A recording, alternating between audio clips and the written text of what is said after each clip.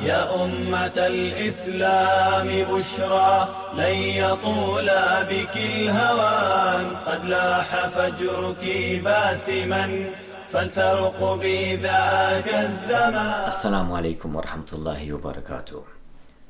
I have a question for you. Why are you watching this video or listening to it? Why? I'll tell you the answer.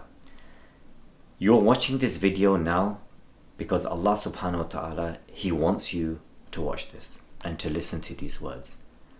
If you are struggling, if you think you're a sinner, if you think you're far away from Allah subhanahu wa ta'ala, you're watching this for a reason, because Allah loves you and He wants you to benefit from this and He wants you to change.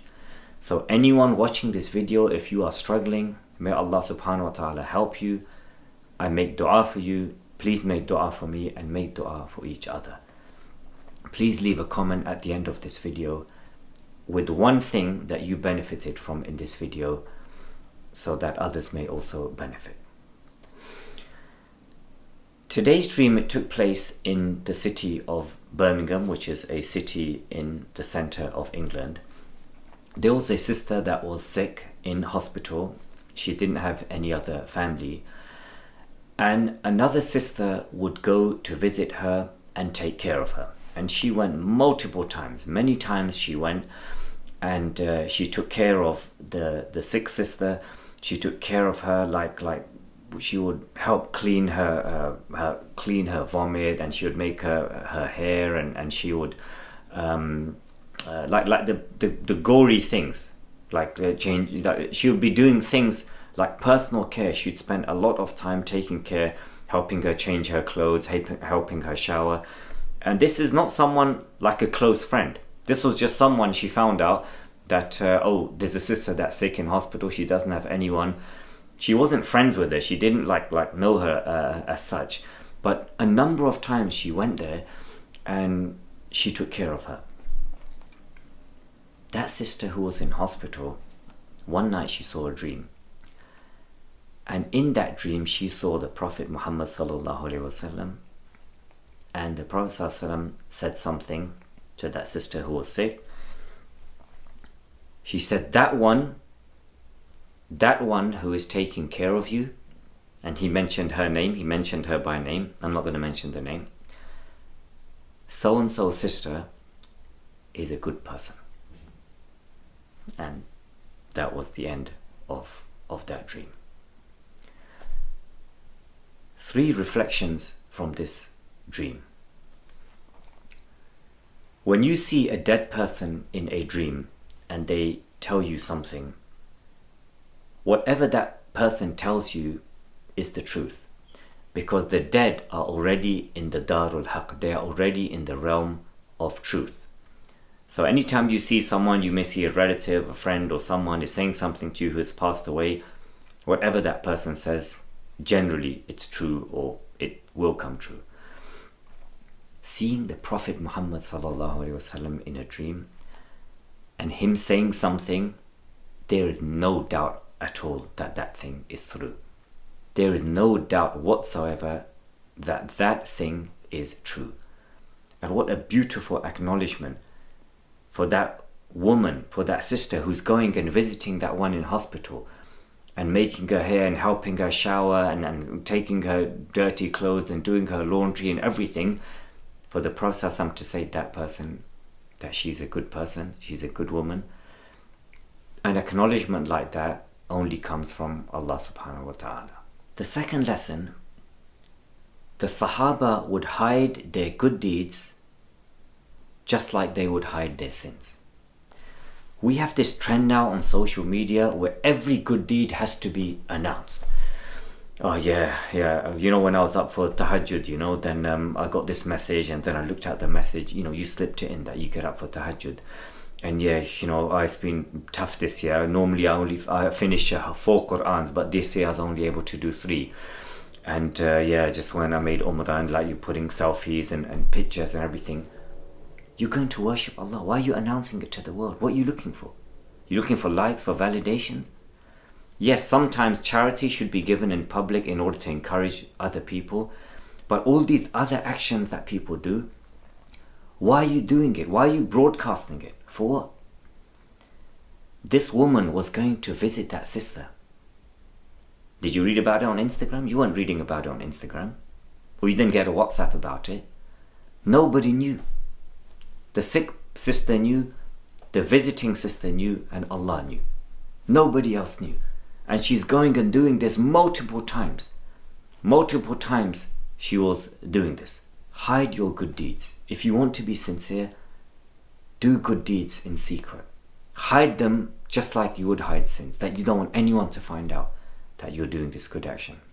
Because Allah subhanahu wa ta'ala knows. The third lesson from this story, you can earn your place in Jannah by caring for someone when they are at their most needy or at their worst or at their most bare, their barest condition. The greatest expression of love and service to another human being is to care for that person when they are just at their most human bare level.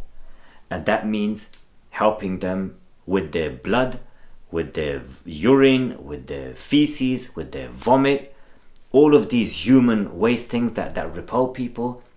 If you can care for a person and show love to them despite that, that is an easy way to earn a place in paradise, because those are actions that are beloved to Allah subhanahu wa ta'ala. In the Battle of Uhud, when the polytheists, they counterattacked, and one of them came and attacked the Prophet sallallahu alaihi wasallam, and his sword hit his helmet. So the two cheeks, the two, like you can say, like the two metal bits of the helmet that the Prophet sallallahu alaihi wasallam was wearing, they went inside his cheeks, and they lodged inside his cheeks. And the Sahaba tried to pull them out, and they were unable to do so. And then Abu Ubaidah bin al-Jarrah, and he was a companion, he was one of the top 10 companions promised paradise. And you can Google this story, you'll find this wherever you look. Then Abu Ubaidah saw that it's not possible to pull these things out of the cheeks of the Prophet ﷺ. So he came, and with his teeth, he grabbed onto that metal thing, he grabbed onto it, and he pulled and pulled and pulled and pulled and pulled and pulled until it came out. And in doing so, Abu Ubaidah lost one of his two top front teeth. He lost one of them. Then he went to the other side, he grabbed hold of it, and Abu Ubaidah is bleeding at this point, and blood is coming out of the wound of the Prophet ﷺ. So you can picture the scene. He grabbed it, he pulled, he pulled, he pulled, he pulled. He pulled out the other metal bit from the other cheek of the Prophet ﷺ, and in doing so, he lost his other two, the second of his two front teeth, the two top ones. No, he couldn't get an implant. That technology wasn't there at that time.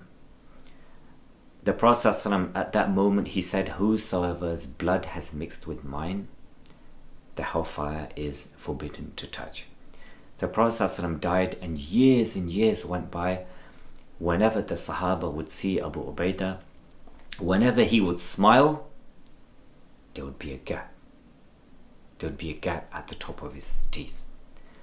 And the Sahaba would wish without envy that they were the ones who had that gap in their teeth at the time, and they were the ones whose blood mixed with the blood of the Prophet sallallahu alaihi wasallam. May Allah subhanahu wa ta'ala be pleased with the companions, with the Sahaba, and may he curse anyone who curses any of the companions of the Prophet sallallahu alaihi wasallam. Some people, in this story we heard about this sister who would go and visit her, and then she became better and she came home. There's some people, they care for others like this for years, sometimes for decades. People have cancer, people have illnesses, or they're disabled, and their family members or friends or other people, they care for them for years and years and years. I remember there's a brother that I know, and his wife passed away from cancer after a long illness. May Allah subhanahu wa ta'ala forgive her and have mercy upon her.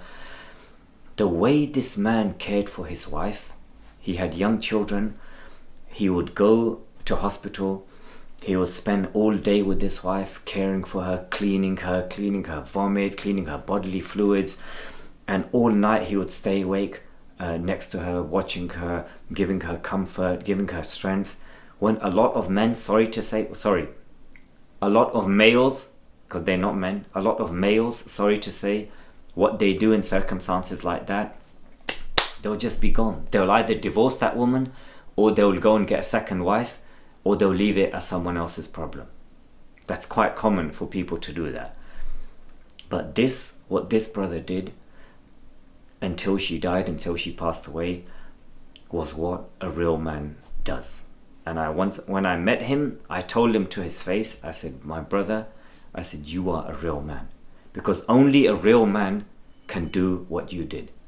I saw this clip on social media a couple of years back, where a group of so-called Muslim YouTubers or influencers, they're having a discussion, and they're saying that a Muslim man, should not go into the delivery room where his wife is giving birth, because he might see things about his wife that will stay in his brain that he can't unsee, and that will make his wife unattractive towards him.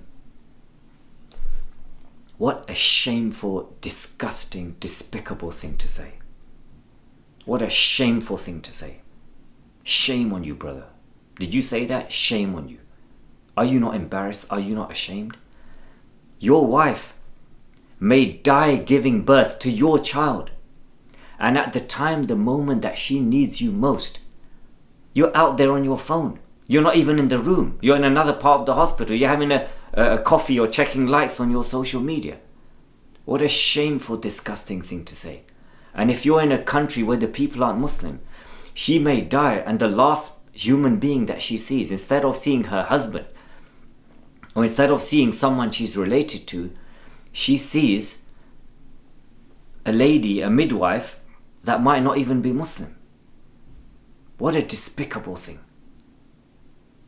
What a disgusting thing. One of the most shameful things that I've heard on social media. And these are people talking to our young people about manhood and about masculinity. What a shameful thing. There were two friends who went to Chechnya during the war in the 1990s, and one of them, due to an accident, he burnt his hands. His hands got burnt. Dressings were put on his hands, and his hands are now burnt, and there's like open wounds. How then does he go to the toilet? How does he clean himself when he goes to the toilet? I tell you how. His friend, whenever he would go into the toilet, he would go into the toilet with him, and he would wash him with his bare hands like one might wash a baby or a child. That is masculinity. That is manhood. You think you're a man? Can you do that? Do you have strength to do that? Do you have courage to do something like that? You have men today, they can't even change nappies. No, I can't change nappies. I can't do that, man. Yeah, that's a woman's, that's her department, her business. The Prophet ﷺ looked me in the eye and answer. If he was alive today and his wife had a baby, or his wife was tired and she was sleeping and he was looking after the baby, do you think he would have washed that child? He would have washed that child's feces and excrement, or he would have said, no, I'm going to call someone else to do it. I can't do that. You know the answer to that. You already know the answer to it. You think manhood, masculinity, is about having big muscles and like come in and doing like podcasts with like where you're wearing like t-shirts several sizes smaller than their size and showing your big muscles to impress the sisters and saying big words and like going and lifting weights and seeing how much you can lift and coming and talking about martial arts? You think that's manhood? You think that's masculinity? You call yourself a warrior? What do you think happens in war? You ever been to war? You ever seen adults in nappies? You ever know how soldiers, how warriors care for each other? Or when they're on mountains and there's no women or nurses or medical care around, how do they care for each other? They clean up their blood and their feces and their vomit and their urine. That's how they care for each other. War is not a computer game. You don't just sit and behind the computer and you're like shooting the enemy and you get shot and then you get like a new life and it becomes okay. War is real. Don't claim to be a warrior. Don't claim to be a man when you have no qualities of masculinity or what a man is. Learn how to be a man. And how you be a man is not those big things that you do, it's those small things. And you will never be able to be a man until you have courage to care for another human being and to care for them when they are at their worst point. If you benefited from this video, please like it. Please leave a comment with one thing that you benefited from. Please share it so others may also benefit from it, and please subscribe to my channel. Assalamu alaikum wa rahmatullahi wa barakatuh. يا أمة الإسلام بشرى لن يطول بك الهوان قد لاح فجرك باسما فلترقبي ذاك الزمان. يا أمة الإسلام بشرى لن يطول بك الهوان قد لاح فجرك باسما فلترقبي ذاك